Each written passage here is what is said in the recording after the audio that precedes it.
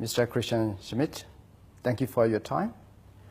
Currently in Myanmar, the talk of the town issue is the EU's review on the GSP, Generalized System of Preference, on Myanmar.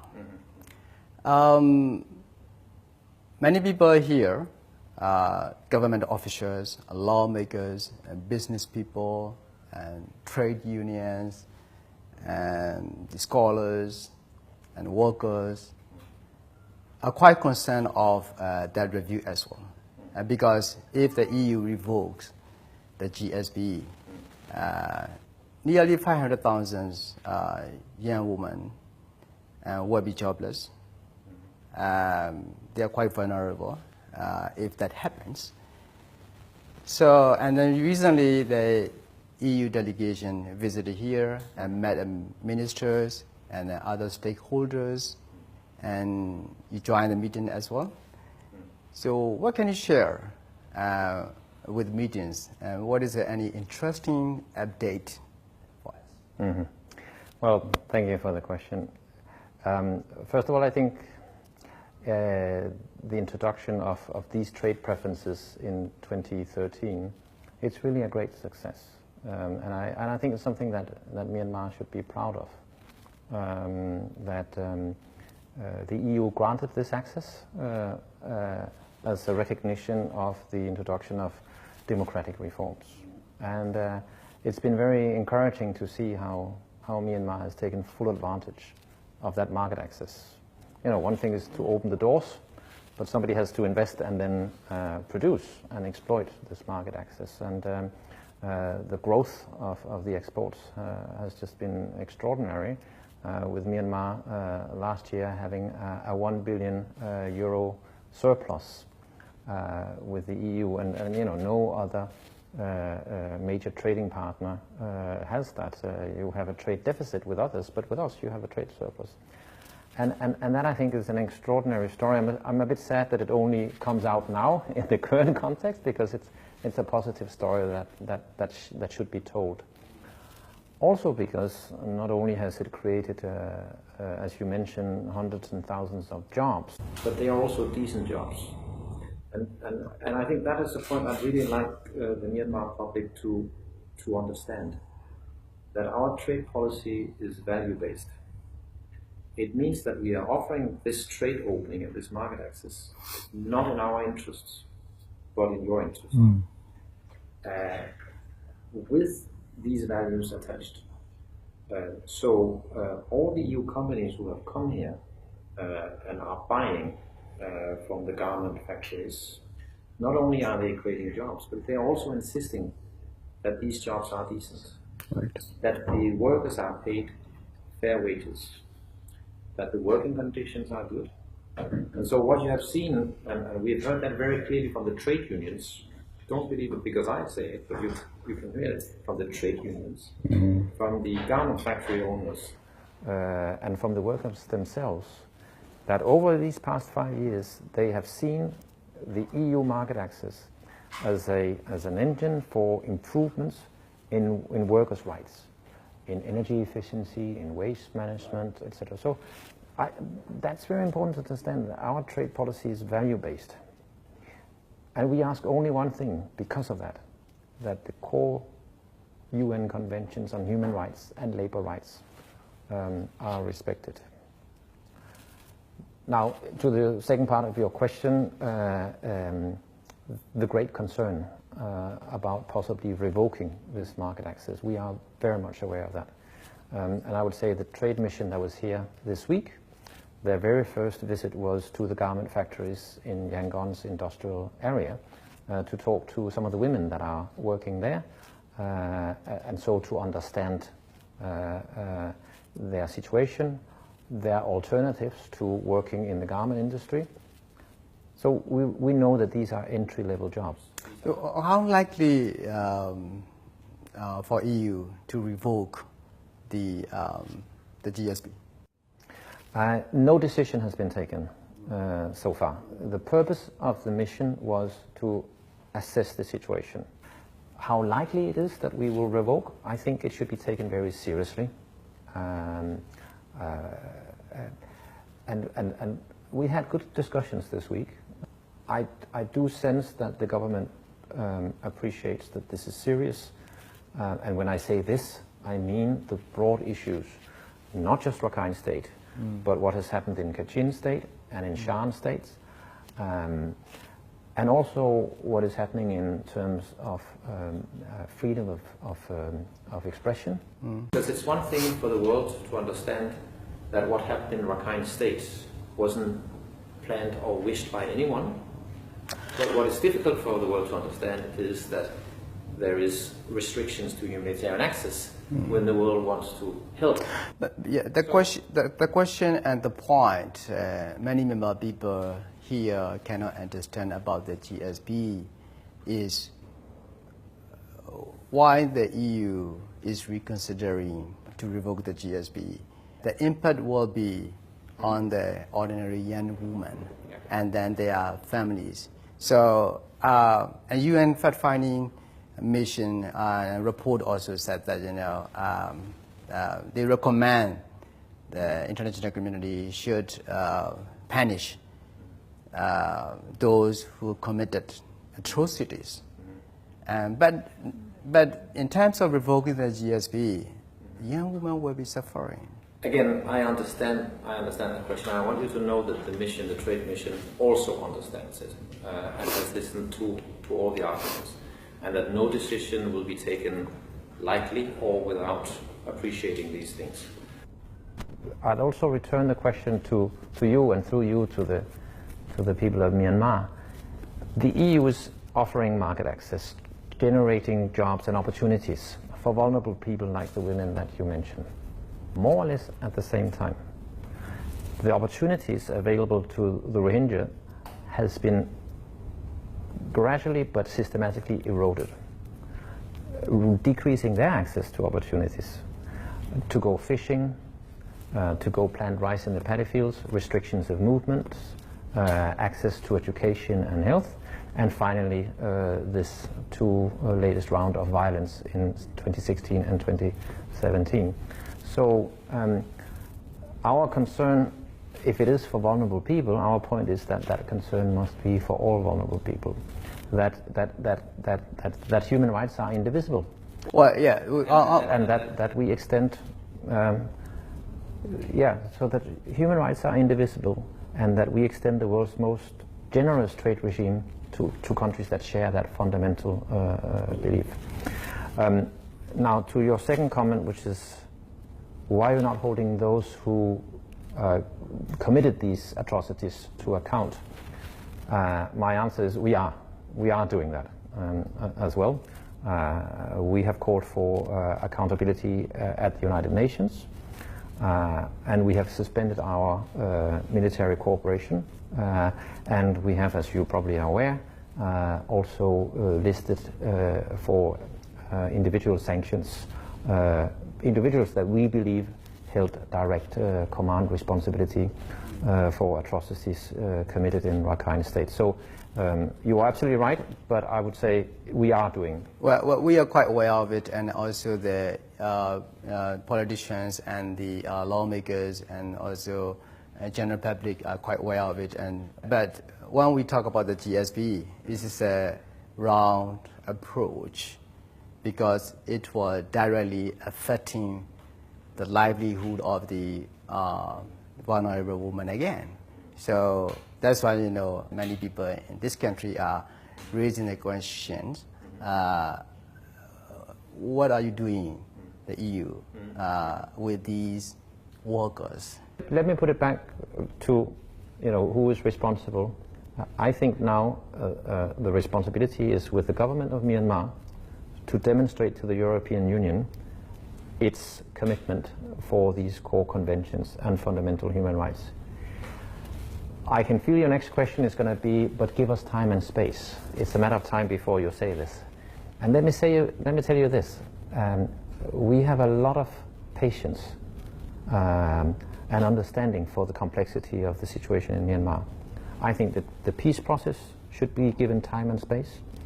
I believe education, which is an area of major investment for the European Union, should be given time and space, and we are going to work directly with the government, not NGOs, but directly supporting the government. That should be given time and space. The building of democratic institutions, this takes time. Democracy is not an overnight. Exactly, we know that. That should be given, and even the transition from military to civilian rule, we must be patient. That will take time. Well, but what we don't, what we're not ready to give time and space is the denial of humanitarian access, the maintenance of an apartheid system, the segregation on the basis of ethnicity, and of course also a crackdown on media freedom. These are things that do not require time and space to do the right thing. But at the moment, I don't really see that this is the problem or the war between the European Union and the government alone. The general public opinion is also different from the international community stand in terms of the Rakhine issue.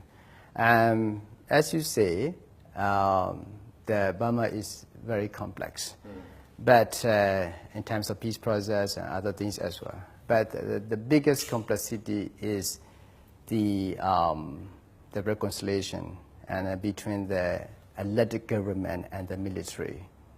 That is not the normal country. The most established institution in our country is the military. And the military has enjoyed the privileges according to the constitution and in the parliament, in the cabinet, and in other sectors as well. So with that broader knowledge of our country's political complexity, and lawmakers and politicians and even the general public are talking about that the normal approach cannot work in our country. So again, in terms of the GSP, people think that it is a collective punishment, not a smart and targeted punishment. Yep. Again, what will you say? Again, first of all, I will repeat: no decision has been taken, and I will also repeat: the ball is in the camp of the government to show us its commitment to the core conventions and the universal values, not to EU rules and regulations, but to values under the UN Charter to which Myanmar has signed up. So that's my main reply. No decision has been taken. Let Myanmar convince us of its commitment. To your second comment, again, you are absolutely right. That probably the main challenge is the transition from military to civilian rule, and it is the peace process. And I pray that I don't underestimate the challenges. I think the challenges facing the government are enormous. They are enormous. And I can perfectly well understand that people say, well, you know, the last thing we need is trade sanctions from the European Union. I can perfectly understand that. But what we're trying to say is that if you want Myanmar to become a sustainable nation, it has to be based on equality and equal rights for all ethnic groups living in Myanmar.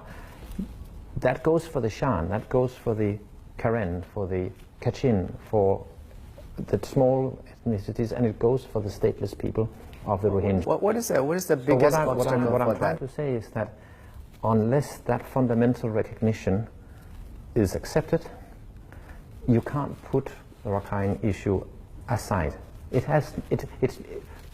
Previous regimes have tried to do that, and look where Myanmar is now. So the Kofi Annan report, or the Rakhine Advisory Committee, that report is the solution, and we strongly support the government in implementing it, but implementing it in the way it was conceived, all of the recommendations, not just those on economic growth and the sort of low-hanging fruit, but the fundamental package. So there is a blueprint. There is a way out of this crisis, If the government wants our help, all they have to do is to show genuine political will to implement those recommendations in the spirit in which they were made. Do you think the government is not doing enough in terms of implementing the Kofi Annan's recommendations? I don't think that, well, first of all, it's been a year, right? So let's be honest and fair. Those recommendations are so complex and many of them so difficult that it is impossible to implement them in a year. In fact, I worry when I hear ministers say that we have implemented 81 out of the 88. 81 out of 88, yes. Nobody expects Myanmar to have implemented 81 out of 88 after 1 year. We know how. You don't believe it? You don't believe what the government said? We believe that they say that they have started working on 81. I think that's what is being reported. I don't think they said that they completed. Well, they said that clear. It's not always clear. So let me be clear.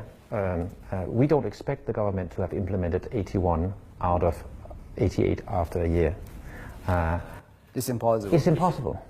So I think it would be better for government to recognize this is very tough, but not to take the easy ones first in order just to have a good scorecard, because that's not how those recommendations were made.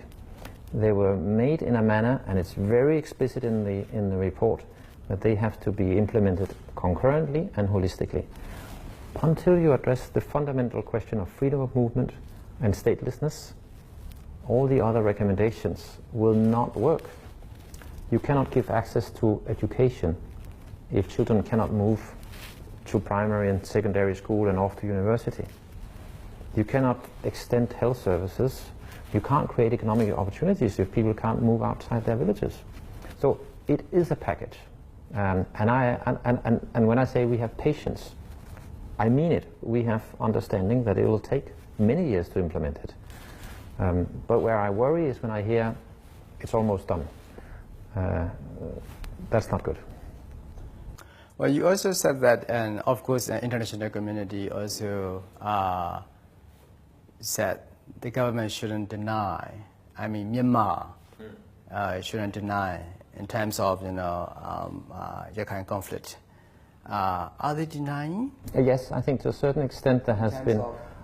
In terms of originally and quickly recognizing the severity of the suffering, I personally was very quick in recognizing that there was an attack by terrorists. We have clearly, early on, condemned the attacks by others. Some in the international community were urging to refer the military leader who they believe committed the crimes in Rakhine State and to ICC, International Criminal Court. Do you think that will be really helpful for Myanmar's democratic transition? I think there has to be accountability for crimes against humanity committed, whether it's in Myanmar or anywhere else in the world. I believe that if you don't break the cycle of violence, it will reoccur. So I do believe there's a structural issue of holding military leaders to account. It has to be addressed. The preferable way of doing that is through domestic avenues. Myanmar's own institutions of accountability. That would be best. Because you're closer to the victims, you're closer to the culture and the history, so that everywhere across the world is always the EU's position that where there are war crimes, it is better that it is addressed domestically. Whatever happened in the Rakhine State and regarding the ICC issue, and of course the military leaders, Damaro, rejected, and even the government said no to the international community, because they think that it will be counterproductive, because military stay hold the power in the country. And then we also have a history that the military staged a coup in 62, and they ruled the country almost 5 decades. And so many people here still are concerned that that kind of tragedy or bad scenario might come back to the country if something happens and to the leadership of the ministry. Yeah. Well, to that I would say there has been impunity for 60 years, and there is no solution, and violence is still occurring, creating not just in Rakhine State but also in other states large numbers of IDP. But the question is, what is the solution? What will be the solution? What will be the best approach for this complex country? A complex country ruled by the elected government and the military. Well, I think the army itself knows the solution and has confirmed it, that it has to become an army that is under civilian control, accountable. That's what the government wanted, and but that's also many people wanted here. But that's also what the army is saying is their vision eventually, to become a standard army, subject to accountability to the parliament. So this is the army's own vision. So the step towards that must be accountability for soldiers and officers that are suspected of having committed crimes, and the army leadership must enforce this. Now, where Myanmar now is different from other countries is that the constitution doesn't allow that now, because there is no civilian court above the army. So that is where Myanmar perhaps is different from any other country in the world. For that reason, there are two avenues. One, that a special body or commission is created under Myanmar law to investigate. And this is what Myanmar has chosen to do. Myanmar has decided to set up a commission of inquiry with international members, but essentially operating under Myanmar law. The European Union is waiting to see whether this will produce a credible investigation and what findings will then be made public, and whether there will be a follow-up. In parallel, there is the international track. Because don't forget, when we hear the argument that this is a domestic issue, it's not a domestic issue. 700,000 people crossed the border into Bangladesh, creating the largest humanitarian catastrophe in Asia. And casualties and sexual violence and a lot of personal tragedies. So it is not a domestic issue. It has become an international issue, and possibly even creating a regional threat of trafficking and also security. Again, I repeat, we recognize that there was an ARSA terrorist attack. That threat has not gone away. So it has become a threat to international stability. And for that reason also, the ICC has claimed jurisdiction on parts of the matter. We haven't made a choice that it has to be either or.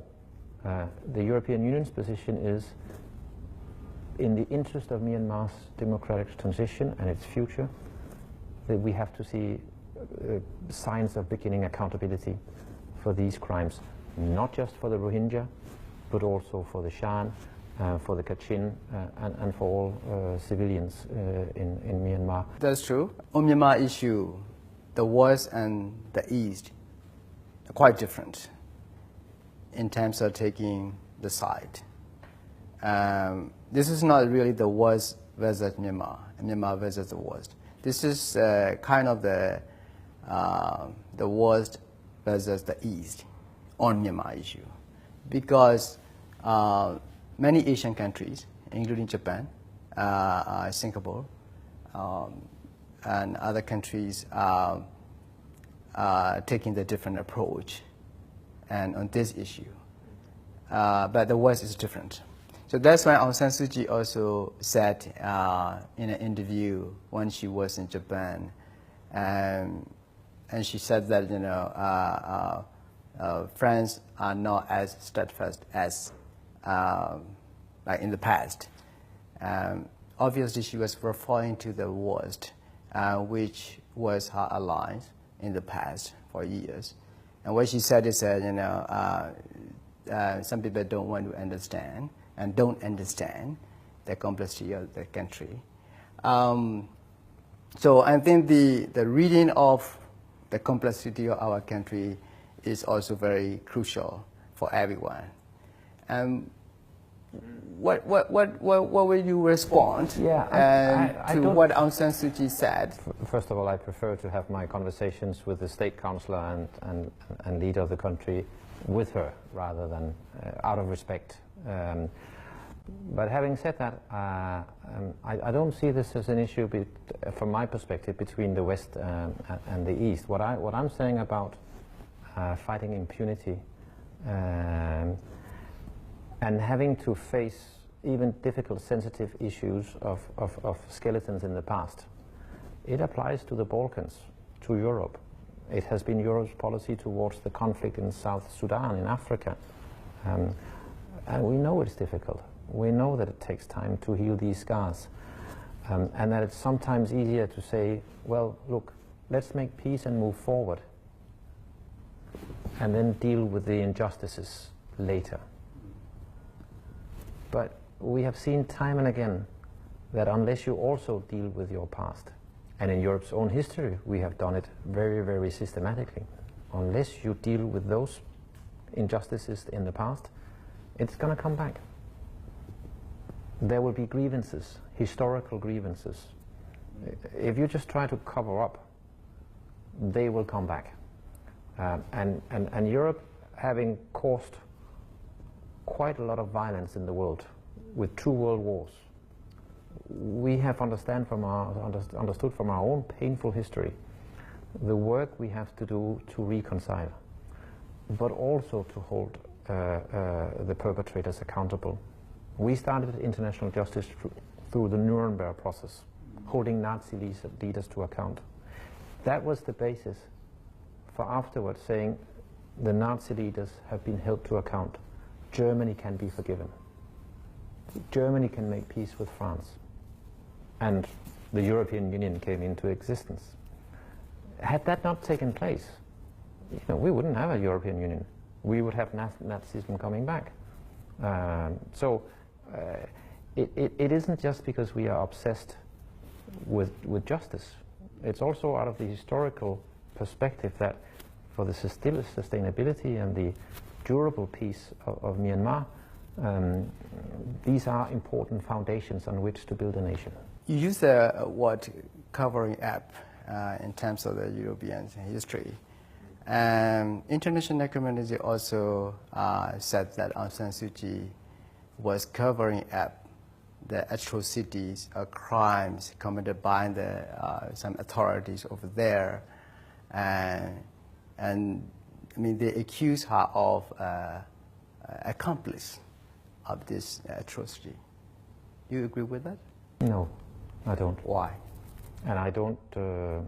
I don't make comments on the State Councillor's office and the enormous responsibilities that I have a great deal of admiration for her role in bringing Myanmar to where Myanmar is today, and I think that should be the most important observation.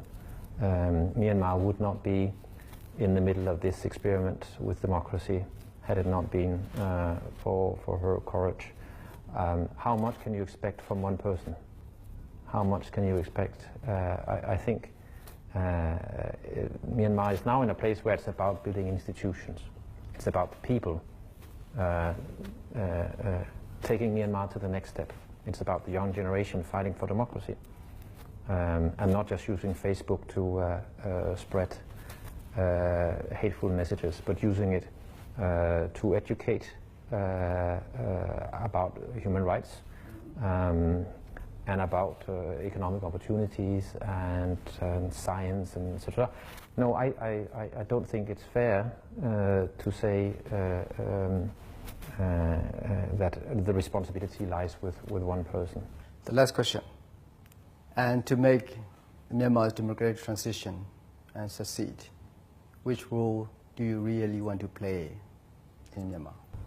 Well, as I mentioned earlier, our engagement with Myanmar is value-based. That's why, under military rule, the European Union was in the front line of advocating change at the United Nations through our various policy instruments, and then also lifted sanctions in recognition of the democratic reforms. And the European Union will not change its values on that. We are not going to play geopolitical games in this country. We are the European Union, and we strongly support Myanmar's democratic transition. We stand with the people of Myanmar, and we will be extending our support for education, police reform, creating democratic institutions, and we're not going to turn our back. So we want to be a friend of this country, but we want to be a friend that you can use not just for support, but also for counsel and for advice. And if that means sometimes raising critical voices, we hope it will be taken as the voice of a friend who is not going to turn our backs on Myanmar, because this country, in our view, has a difficult past, a courageous present, and a promising future. Thank you. You're welcome.